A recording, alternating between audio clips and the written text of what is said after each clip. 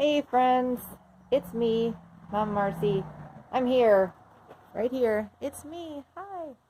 Um, I'm doing this a little differently today because we have so many projects going on. There's literally like nowhere for me to set up and do a video. So I'm just going to do it this way and show you what's in the box. I hope everybody's doing well. We've been off a couple weeks, getting a bunch of stuff done, and making a mess, like I said. So there's just nowhere for me to set up for a table today, but that's okay. You can still see the food. So first week of November shares. We're into fall goodies now. Doesn't it look beautiful? All right, let's see what we have. You have kale this week, so you've got a nice bag of kale. Also, a bag of sorrel. That is the tart green that you can use for salads and stuff, but it's great for cooking and all that wonderful stuff. You have some peppers this week. Got sweet and these Hungarian hot wax, which are hot peppers. Not super, super hot, but they're hot.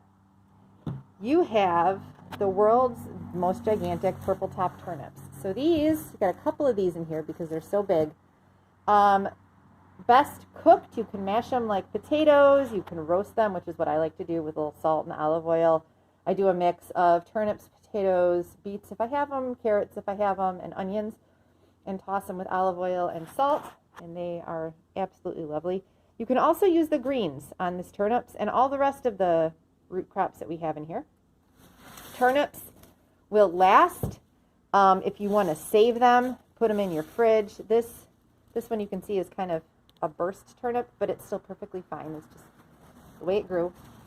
With any of the root stuff, if you're going to hold on to it and not use it right away, I strongly recommend detaching the greens and composting or throwing them away or whatever if you're not going to use them, or storing them separately, because the greens won't last as long as the root itself will. And you want to keep the roots in something like a Tupperware, something airtight, because when they sit out, they do start to get spongy. So you can save them for a while, but you need to protect them in your refrigerator. You'll have a couple Hockerai turnips. These are the little white ones.